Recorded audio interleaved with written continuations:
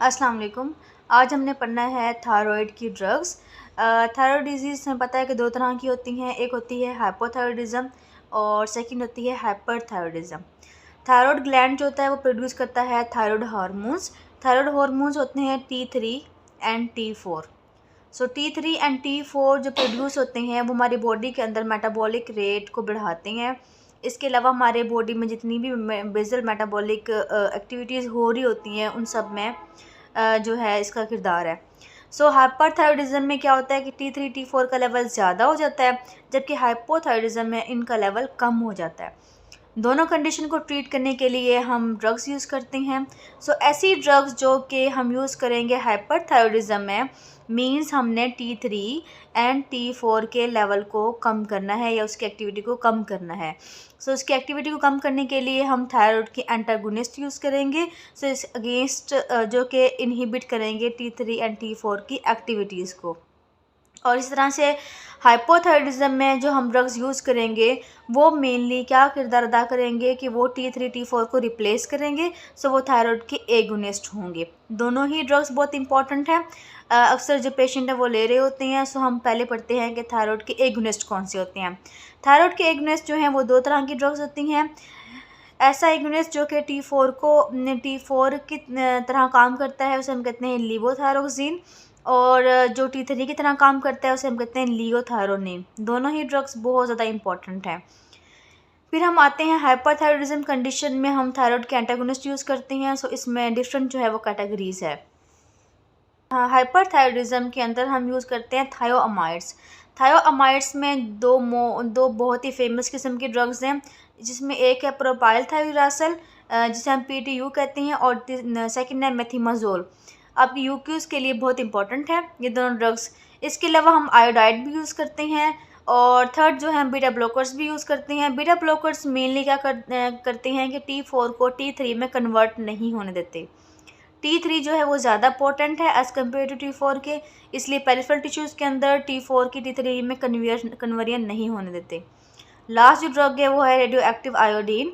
सो iodine जो 131 है वो यूज़ करते होते हैं ताकि हम जो है थायराइड की जो प्रोडक्शन, थायराइड ग्लैंड जो प्रोड्यूस कर रहा है T3 T4 हार्मोन ज़्यादा प्रोड्यूस कर रहा है, उनको हम इनहिबिट करते होते हैं। थायराइड फार्माकोलॉजी पढ़ने से पहले मैं बताती चलूँ आपको कि किस तरह से थायराइड हार्मोन्स की प्रोडक्शन होती है और हमने किस तरह से इसको इनहिबिट करना है। सो हमारे ब्रेन के अंदर सबसे पहले एक पार्ट होता है जिसे हम कहते हैं हाइपोथैलेमस। सो हाइपोथैलेमस से सबसे पहले एक हार्मोन रिलीज़ होगा जिसे हम कहते हैं थायराइड रिलीजिंग हार्मोन। तो थायराइड रिलीजिंग हार्मोन जाएगा पिट्यूटरी ग्लैंड। पिट्यूटरी ग्लैंड के जो हमारा अंटीरियर पिट्यूटरी ग्लैंड होता है मेनली, वहाँ पे जाना है उसने, और वहाँ जाके उसने एक हार्मोन रिलीज़ करना है जिसे हम कहते हैं थायराइड स्टिमुलेटिंग हार्मोन। सो थायराइड स्टिमुलेटिंग हार्मोन जो है वो जाएगा थायराइड ग्लैंड के अंदर, और थायराइड ग्लैंड जो कि हमारे नेक रीजन पे होता है उसको स्टिमुलेट करेगा, और यहाँ से स्टिमुलेट होने के बाद हमारे पास प्रोडक्शन होगी T3 की और T4 की। सो T3 T4 बॉडी के टिश्यूज़ के अंदर जाएंगे और वहाँ जाके सेल्स को एक्टिवेट करेंगे बाय यूजिंग ऑक्सीजन। और जब बॉडी के अंदर बेसिक मेटाबॉलिक रेट एक लेवल पे अचीव हो जाएगा, जो कि नॉर्मल लेवल पे अचीव होना चाहिए, ये देगा फीडबैक, ये देगा नेगेटिव फीडबैक देगा हाइपोथैलेमस को, और हाइपोथैलेमस जो है इसकी प्रोडक्शन को कम कर देगा, थायराइड रिलीजिंग हार्मोन की प्रोडक्शन को, उसके बाद थायराइड स्टिमुलेटिंग हार्मोन को। सो इसकी कम प्रोडक्शन की वजह से जो है ये कंट्रोल में रहता है। लेकिन अगर हमारे थायराइड ग्लैंड के अंदर कोई ऐसा इशू आ जाए, या हमारे जो थायराइड ग्लैंड के सेल्स होते हैं जिन्हें हम फॉलिकुलर सेल्स कहते हैं, फॉलिकल्स कहते हैं, अगर उनकी प्रोडक्शन जो है वो सेल्स ज़्यादा हो जाए किसी भी वजह से, कोई नोड्यूल भी हो सकता है, कोई ट्यूमर भी हो सकता है। सो इसके ज़्यादा होने की वजह से थायराइड की प्रोडक्शन, थायराइड हार्मोन की प्रोडक्शन या तो ज़्यादा हो जाएगी, या फिर ऐसा होता है कि ये सेल्स जो हैं बहुत ज़्यादा ग्रो कर जाते हैं लेकिन हार्मोन जो हैं वो कम प्रोड्यूस होते हैं। सो ज़्यादा प्रोडक्शन होंगे तो हम कहेंगे हाइपरथायराइडिज्म, और कम प्रोड्यूस होंगे तो हम कहेंगे हाइपोथायराइडिज्म। सो दोनों कंडीशन को हम कंट्रोल करने के लिए हमने ड्रग्स यूज़ करनी है। सो पहले हम बात करते हैं कि हाइपोथायरॉयडिज्म के अंदर कौन सी ड्रग्स यूज़ होती हैं। हाइपोथायरॉयडिज्म में मेनली क्या होता है कि हमारे पास जो है T3 T4 जो है वो प्रोड्यूस नहीं होंगे। सो T3 T4 को रिप्लेस करने के लिए हम बाहर से जो है T3 T4 सिंथेटिक बना के हमने पेशेंट को देनी है, जिससे हाइपोथायरॉयडिज्म ट्रीट हो जाएगा। ओके जी, हमारे पास जो थायराइड प्रिपरेशंस में आती हैं वो मैंने बताया आपको पहले, जैसे लिवोथायरोक्सिन होती है और लियोथायरोनिन होती है। लिवोथायरोक्सिन जो है वो मेनली है सिंथेटिक T4 और हम इसको प्रेफर्ड करते हैं। मोस्ट ऑफ द पेशेंट को हम T4 ही दे रहे होते हैं, T4 का सिंथेटिक ड्रग ही दे रहे होते हैं। सो ये हम IV भी दे सकते हैं और ओरली भी दे सकते हैं। इसी तरह से लिवोथायरोनिन जो है वो भी हम देते हैं, लेकिन साथ साथ हमने TSH के लेवल को देखना होता है कि आया कि TSH का लेवल नॉर्मल हुआ है या नहीं। ये बात आपने याद रखनी है कि जब भी बॉडी के अंदर T3 और T4 लेवल कम होगा तो ये जाके हाइपोथैलेमस को फीडबैक देगा कि जो है लेवल वो कम हो गया है। हाइपोथैलेमस जो है वो जाके TRH जो है वो ज़्यादा प्रोड्यूस करेगा।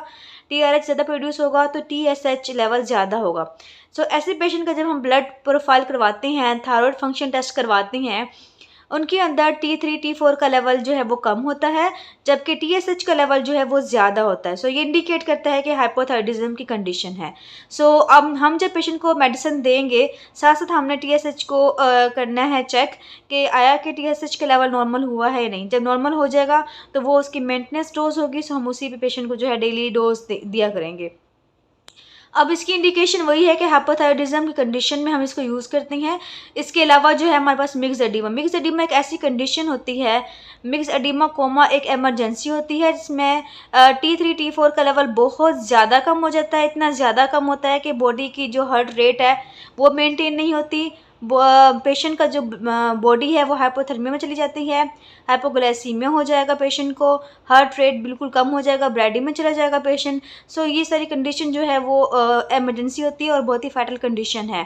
सो ऐसी कंडीशन में हमने फ़ौरन से जो है रिप्लेस करना होता है थायराइड की ड्रग्स को।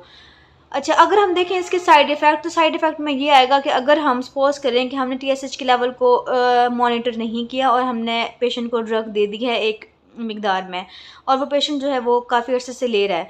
सो अगर ये ज़्यादा लेवल हो जाएगा तो बॉडी के अंदर हाइपर वाली कंडीशन आ जाएगी। इसके साइड इफ़ेक्ट हैं ड्रग के। तो इसमें इरिथमियास भी हो सकते हैं, हीट इंटॉलरेंस भी हो सकती है और माइल्ड हाइपरथायरॉयडिज्म वाली कंडीशन आ सकती है जिसमें ट्रेमर होते हैं, टैकीकार्डिया होती हैं, जो कि ड्रग इंड्यूस्ड हाइपरथायरॉयडिज्म होगी।